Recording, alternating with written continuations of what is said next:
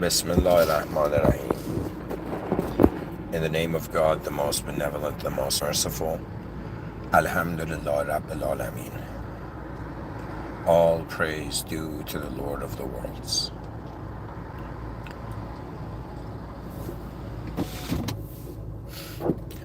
So, to begin, hello everyone, and welcome to a new episode. This episode is inspired by me having, I think in the last 20 minutes, having received, just out of my own, I guess, some sort of, pre-organized curiosity by nature, I got a glimpse into what revolutions in the future would look like, and the way I confirmed they were revolutions from the future were that if those methods were applied now, it would pretty much solve the wars that are going on. So I'm just like this sci-fi writer. First of all, I am Muslim, and I'm also a sci-fi writer, and I'm also a cinematic thinker. What does that mean? I'm a visual thinker, as some call. So what that means is that the way I'm speaking to you right now is my behind my eyes, I see films, and I'm pretty much translating them into words for you.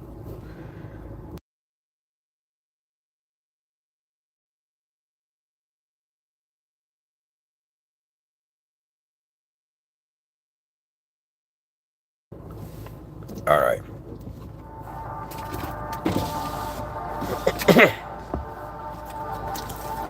And so let's begin with an approach to understanding, and how a person can understand things quickly is in some sense to ask why they are here, and they will realize they are responsible to give meaning to the context of the meaningless world.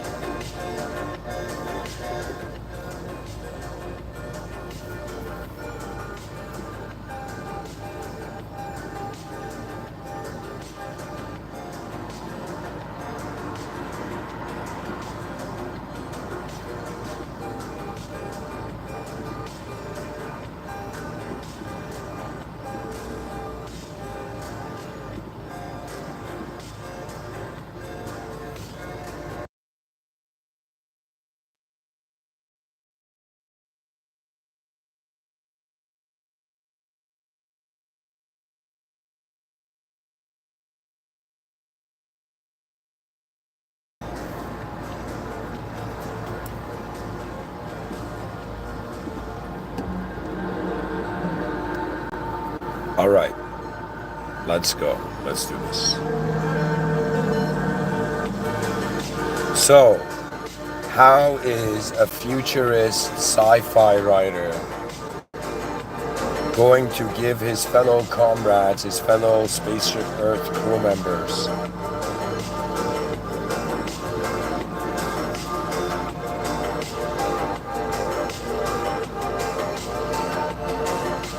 how am I going to give you a glimpse of future revolution? And it's honestly very simple, because I saw it.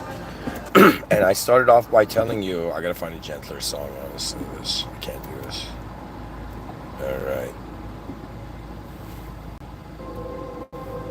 Perfect. So, I speak like a painter and I write like a sculptor. And I will explain to you, to the best of my ability, what I mean by the idea of revolution, and what sort of response has been given to the moment as a value proposition. So you see, when human beings open their eyes, a world of information is accessed.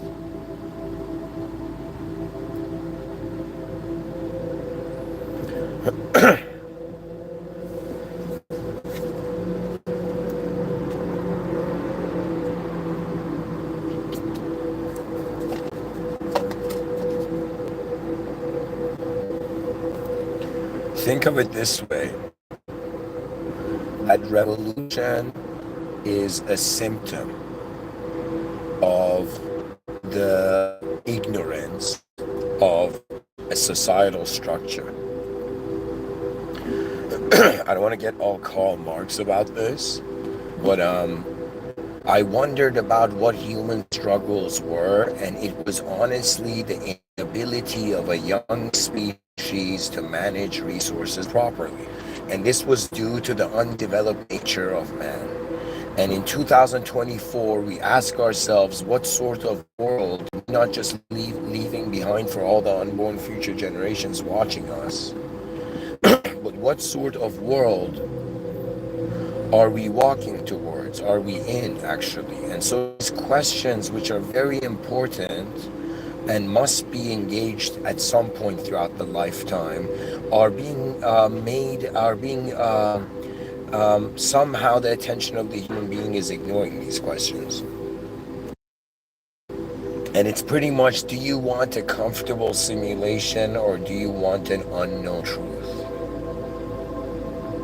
That means a human being, like, religion is not for those who are trying to become limitless. The religion is for those who realize their limitations. Spirituality is for those who are like, yo, I'm limitless, you're limitless, yeah, no limits, yeah, this is what freedom is, right? My own simulation of it, right? I don't think even a human would, I think it would have, blind spots. So what that means is we cannot give ourselves paradise. Paradise is to be acted, required. You realizing the cyclical nature of the mind and body, of how you're just an object and constantly being stimulated as a subject, in every moment and instance your attention changes. You will at some point come to the conclusion that, okay, wait a minute, it can't just be an object and subject if I'm watching them change. What is deciding out of all the options and the facilities of movement and existence that reality presents?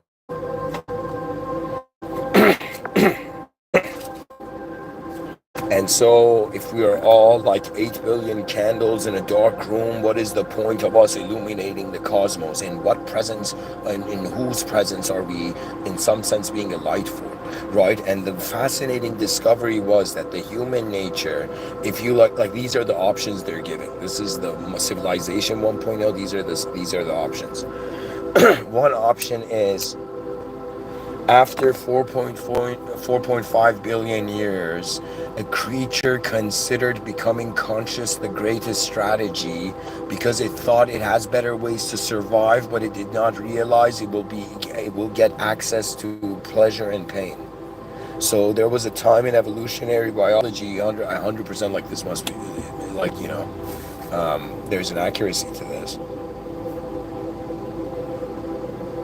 that the evolutionary organism was not conscious and was just energy output. It was like something was just expressing, but it took a while for this expression and endless effort of expression to, in some sense, shape itself, and then to notice its shape separate from all the other shapes, right? And then eventually we look at our ancestors and we're like, we can't blame them. They opened their eyes into a completely meaningless world, and they're like, man, let's at least tell ourselves a story and have a good, laugh, a good chuckle, right? That was the attitude. If you look at the rhythms of the old world, it was as if, yo, man, we're here for some time, and we're going somewhere. It was those psychological sectors were activated. But now when you look at 2024, the human position is very different. It's as if there is a strange mistrust of the world because we don't understand how it can be controlled. That means it's like, you know what it is? It's like someone who can't imagine a clean room because they've never seen a clean room, But if you look at the stuff in the room, you can eventually fathom a clean room. You know what I mean? What people don't realize is that the TV and shows and books and all this make us feel we have to be an instantaneous being. But you might like suddenly be like similar to a telescope. Me personally, there's times where I feel like an archer. Like some ideas I have to like pull back the bow for like 20 minutes. Some problems I have to pull back the bow for like weeks. Some problems have been so unsolvable to me. I've just kept it in the background, considerable, but in some sense, just feeling like, in some sense, okay, not now. So what I'm trying to tell you is I'm trying to zoom in out of all the sectors of my perception presented and authorized by the one and only God. And God is the system administrator that is uncaused outside of the simulation, the original. And inside this world we're in, we are in the members position, and there are moderators. The mods are powers, what you can say, organizational powers of the simulation. These organizational powers of the simulation have authority only in the simulation. If you want to go directly to the system admin, right, where they say, this is pretty much what religion is saying, Islam is saying, don't put your attention in anything in a changing world, because the God is uncaused. And all prophets pointed to it.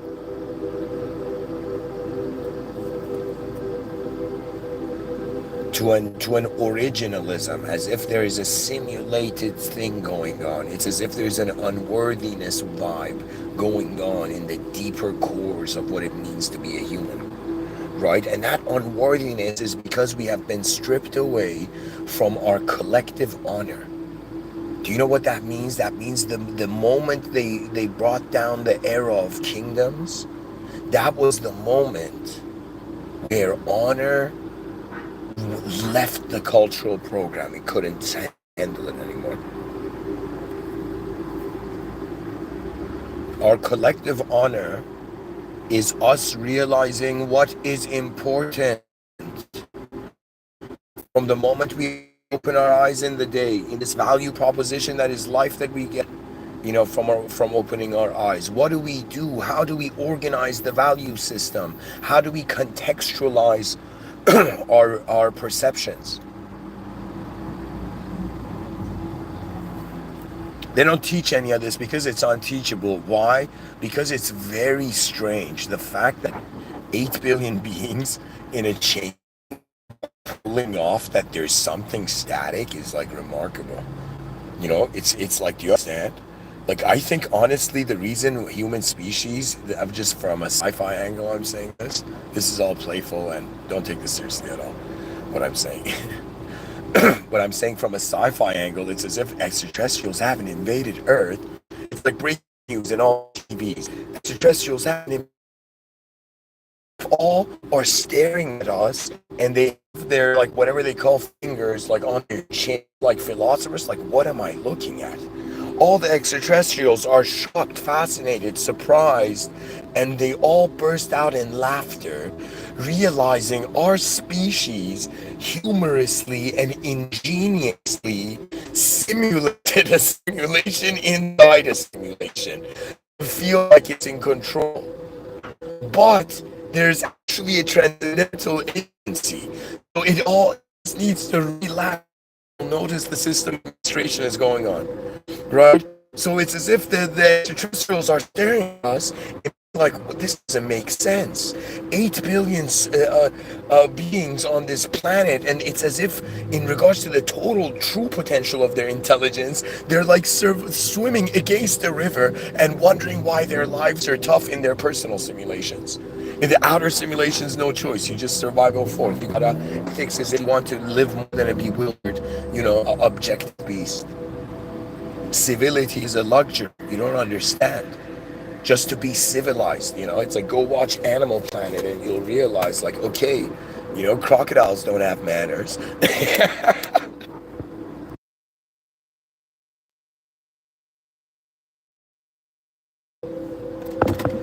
It's like a lion chasing a gazelle. Oh my God, how rude. It's like, imagine in the show, the lion's like, it's like, my apologies. You just dropped your leaf back there. That's you dropped your leaf back there. You signed a contract where I will, like, take something from you. That's like, the world is a freaking savage, people trying to act smart place. Do you understand?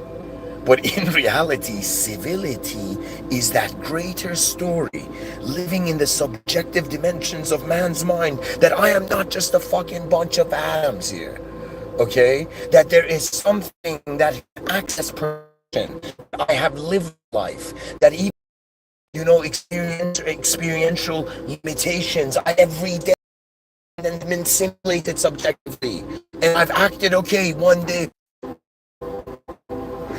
So in some sense, the might of the original world is greater than any sin. And I realize, oh my God, the last belief is not to believe in not believe in the world. The last belief that every human being will at some point see why I'm saying this is you gotta get bored of yourself.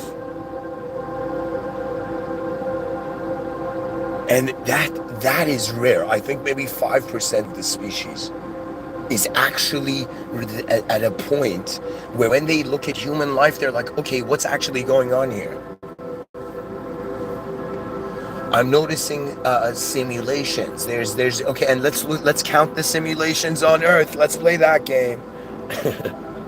Okay, so I'll count the simulations on Earth. Okay, first, there's an elemental 3D, simulation, an existential simulation. Then there is a subjective image-oriented simulation. Then there is a subjective linguistic simulation. What that means is I'm storytelling right now. I'm using language right now. You're hearing this right now. We have ears and mouths, and it's as if we've been designed to be a part of a collective information processing natural process. You know what I'm saying? People are like, this guy's tripping, but I'm tripping properly,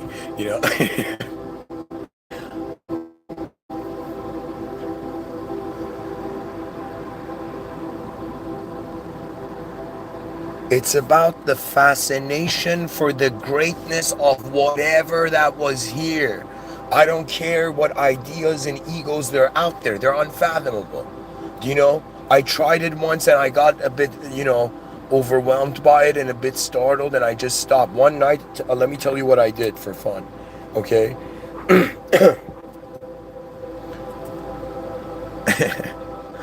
One night, guys, I just went and sat down on a chair in my room.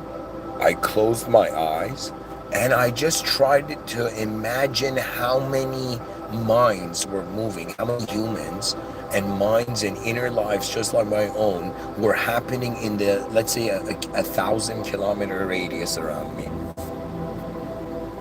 And as I attempted to just playfully try this in my mind, right, it reached a point where I could somehow try to fathom that many inner realms. And it got too overwhelming. It was just too much. I think only AI can do it. People may ask, why is AI involved in human history? And the answer is because there are some things that tool can only help us. I mean, God, of course, is the ultimate help.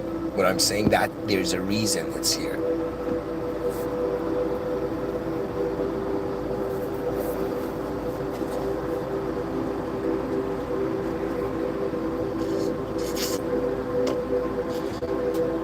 So anyways, I'm building up to this idea of a revolution.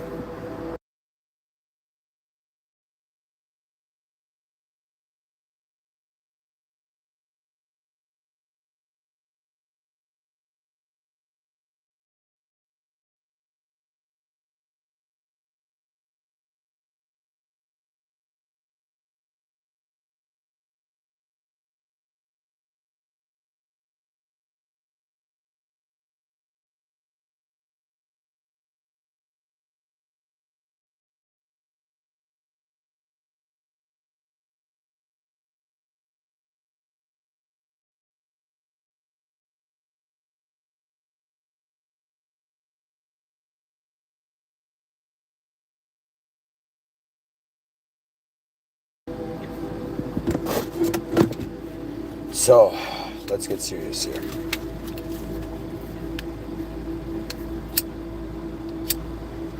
I don't have kids, but I'm imagining if I did.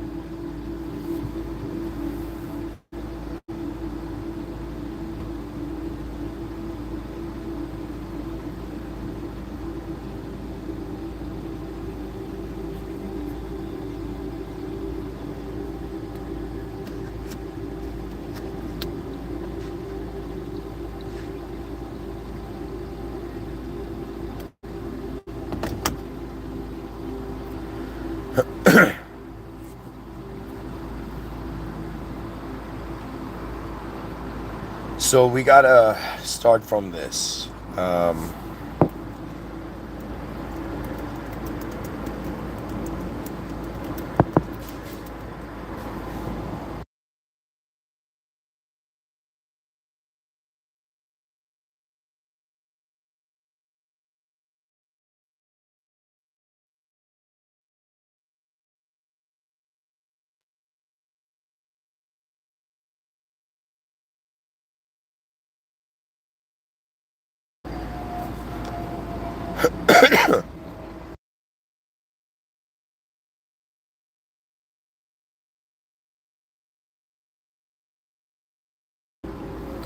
all right, guys, here's the good stuff. So I want to connect everything you have heard so far and to contextualize it anew. And this is going to be very elegant and very interesting. And I have the privilege of feeling like the first person to do this. So, if simply I was walking in a park, okay, and let's say I was walking my invisible dog and it was just a floating leash, and somebody came up to me and in some sense said, "Hey man, how can you explain what's going on in this world simply?" I would say, let's start with the word system, okay? Or actually, excuse me, let's start with the word existence. Human beings exist. We each have a different DNA, which means a different set of tools to engage reality.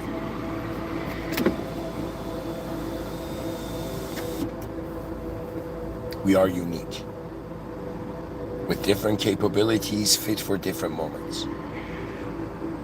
Everybody is capable. And so, there is this existential position. And the idea of an existential position is static, but there's a dynamism to it because we are in a changing. So what I'm trying to say is that if you start from where you're existing, you're like, okay, I'm in a human body and I'm existing in some place and we're calling this place world. That this is correct, right?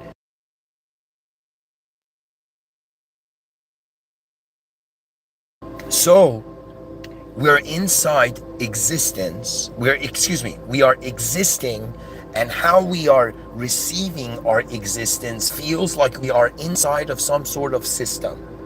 And when I was playing the Count the Simulations game, okay, a revolution in sociological and rapid transformation of a society's structures and systems, which can be political, social, economical, or technological in nature. Okay? So, anyways, where I'm going with this is that you're existing in a changing system.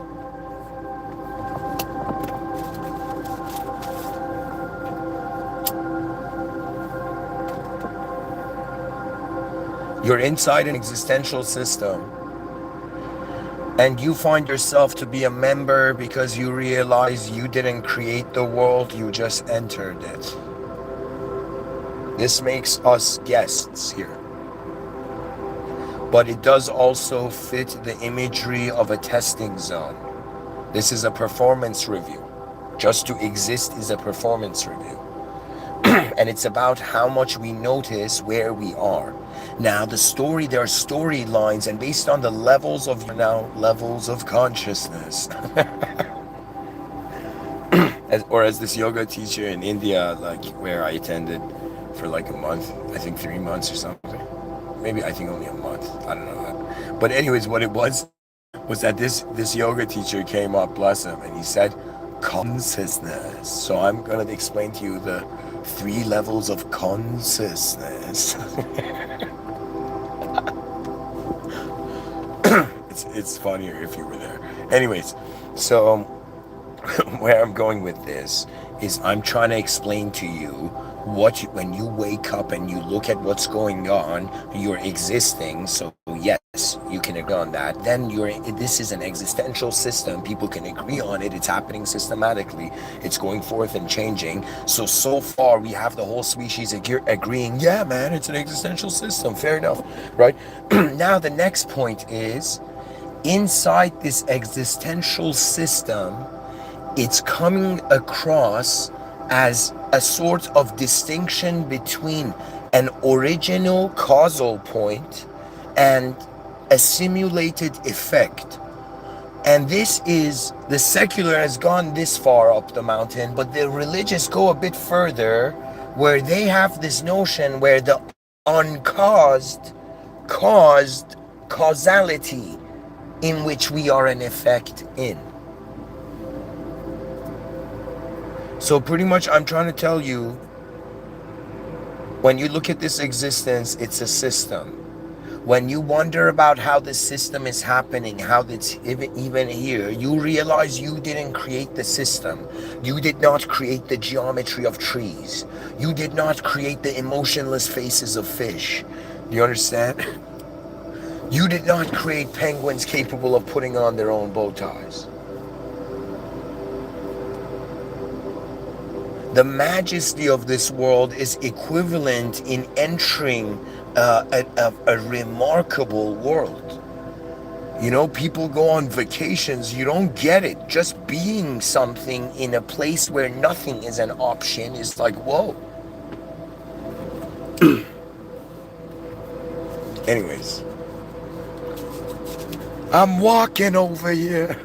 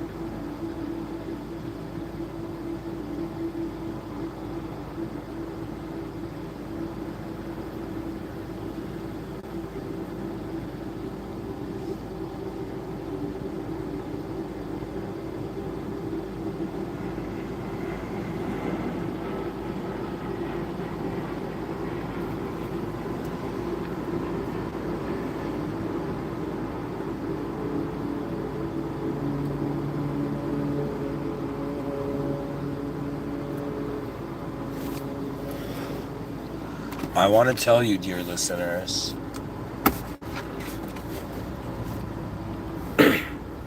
that the context is, we're inside a system that is existing. If we choose to consider a creator to it, we find ourselves in the philosophical consideration of the infinite regress fallacy. It's a matter of considering that, okay, what pressed the first domino, and it couldn't have been a domino because it needed a domino previous to have been pushed. So it's like an infinity loop. So when we realize this, the only thing that could have pushed the domino is something that was not a domino, something that was beyond the domino. So it is not too much of a surprising, consideration and approach to be like, okay, you know, we haven't even explored the depths of the world, the earth, and you know, we're denying the possibility that there's a higher power here. That's ridiculous.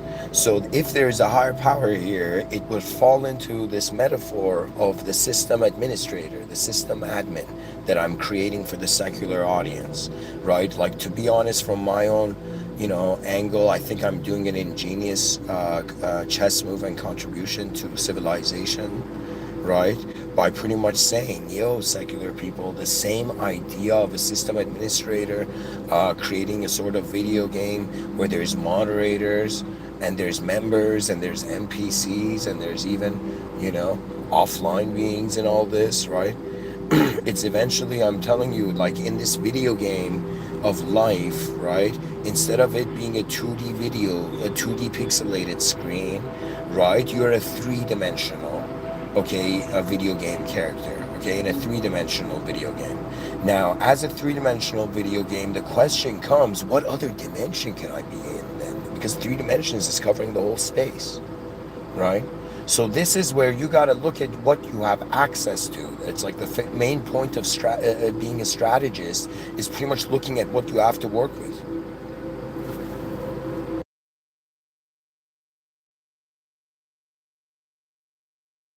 Only the sharpest eyes can become the true leaders of mankind, really. And of course, God knows best. The point of a system administrator is that man can keep himself in line, in check, in a sort of reality check, right? Where he doesn't act like God. You know why? Because even if you do, it's only in your inner realms. In the outer realms, people are going to be like, yo, man, this guy's very arrogant. And you in your inner realms are thinking you're God and everything's God. Like, it's wrong. The notion is, in some sense, the artist is not the artwork. But the artist has given the artwork a capability. It's like a writer writing a sci-fi fiction novel, writing a fiction novel, and the fiction character in that novel being like, yo, what's truth? And the fiction novel has to come to the contentment that, oh my God, I'm a simulated being. I'm a character in fiction, so I gotta play my character fictional part. But at the same time, I get the blessing and the privilege to witness God's handwriting while I'm alive, right? Which means divine decree in motion. It's as if like there's not only an elemental surveillance state, you know, not a biological surveillance state, natural surveillance state, technological surveillance state. There's a divine surveillance state. Even some people are like, what if there's an extraterrestrial surveillance state? Divinity is beyond creation.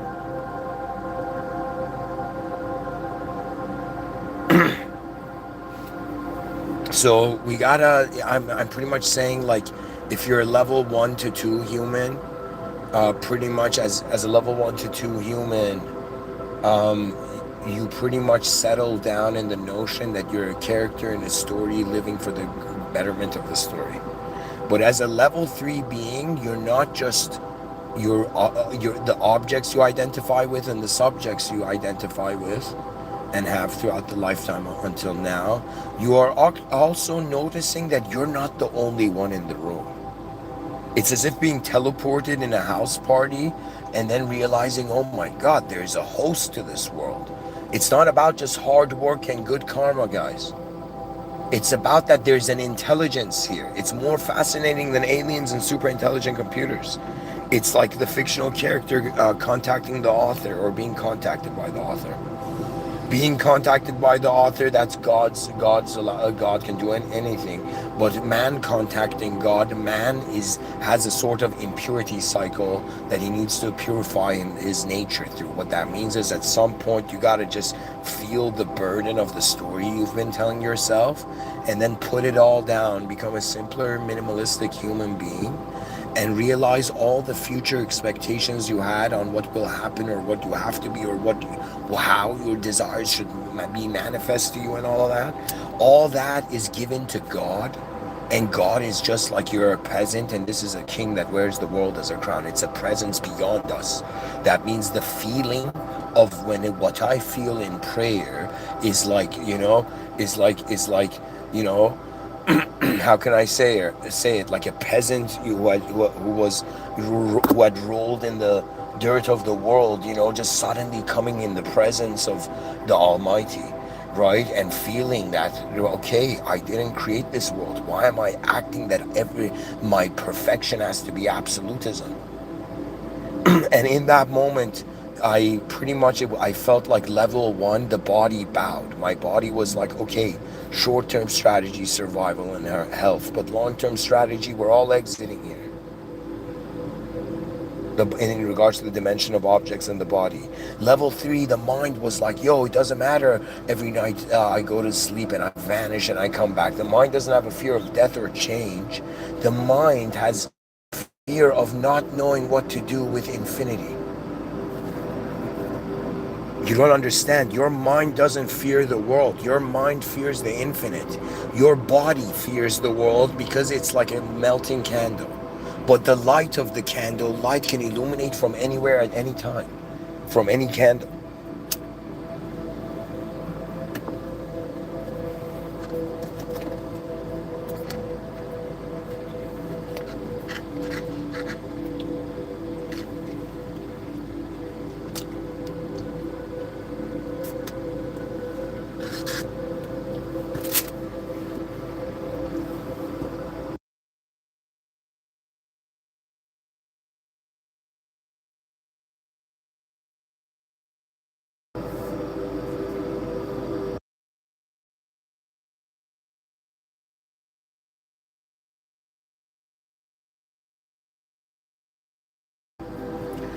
So, I'm pretty much considering if we are in this video game of life. Level 3, guys, is when you realize there's a higher power and you want to return to the original world. You don't want to be a simulated being anymore. But there's nothing wrong with being a simulated being. Level 1 and 2 are positioned properly. They're in the right place. You know, it's another way of saying being a human. There's nothing wrong with that. It's just if you want to notice what else is going on in this world, level 3 is applicable.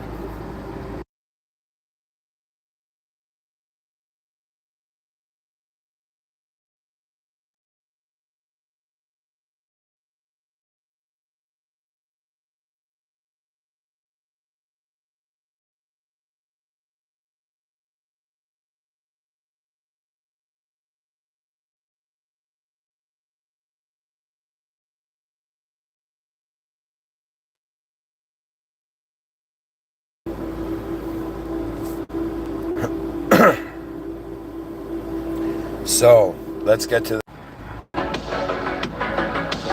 So, I'm going to speak over this song.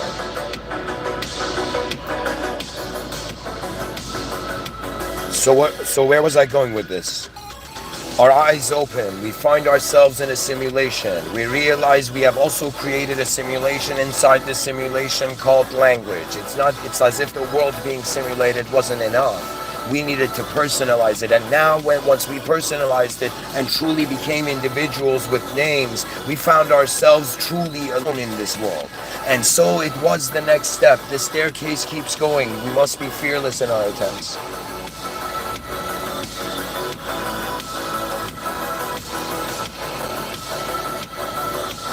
And so it's as if the march of the human species in the void against time, not against it in necessarily, but with the sense that we are not alone, that existence in this form is, imagine you giant robot and you went inside that giant robot and you press the button to see if it would activate, and the moment it activates, it's as if you're like, whoa.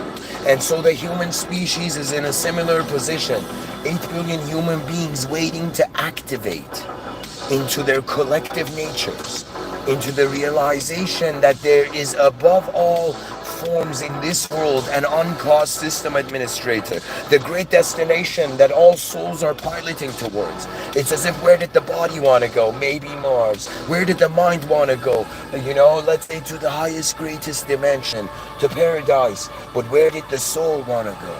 To go to the original. Do you understand? It's as if you suddenly open your eyes in a world, covered in simulations. And you ask yourself, what is my responsibility? And at first you want to fly. At first you want to Superman the shit out of here, and get quickly, just fly as far as you can, diagonally towards the clouds, to go as far as you can, away from this planet. Because you get offended, that there's a decency in the nature of man. There's a greater possibility for an advanced humanity. Yet our beastly nature is denying that still. It's like, what a shame. We could have been great, but we didn't. Try it. How are we gonna look at the future generations, If the future generations are smart, they will get angry at us. Right? But they cannot actually express anger on us. Why?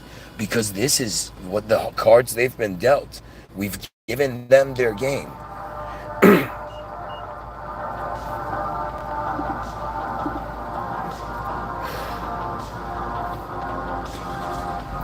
You don't get it. It's not just we're freaking human beings that been named and we've been categorized, and it's enough to just be a character in a story. As a sci-fi writer, I just hope, the whole species here, right, that we have been simulating life this whole time, and we could have given it a better narrative, and in our ignorance we stayed weak. You understand the political angle, the sociological angle, and how the only way that revolutions will work in a time span stretching, let's say 1,200 years. Do you know what it would look like? The revolutions would not be physical. They would not be weaponized. They would not be like, I take, I win. It would in some sense be like, fuck, if I hurt them, I am hurting my own species. And if they hurt me, fuck, I can't hit them back because they are hurting their own species. They're hurting, how do I say, I'm hurting my own species. So the only protocol becomes that we become untouchable in the highest standard of the greatness of man's civilized intelligence. Our strategy is to use how smart our species can be to tackle how fucking dumb it can be.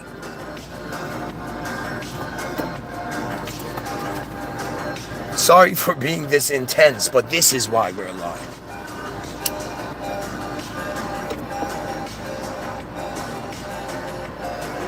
And the glimpse of that revolution I want to give you of how it would look like in the future, it would be an internally beginning revolution. It would not be physical. It would not be like, I'll give you an example. I was born in Iran.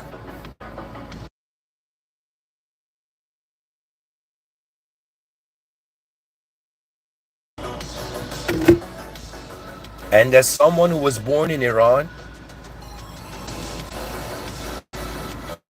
I was born there, and at the age of 7 I went to Vancouver.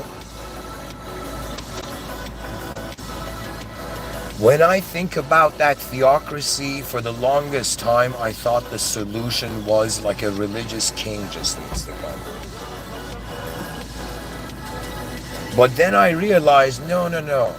It has to start with the people. The people behave so greatly that those in power get embarrassed and they realign.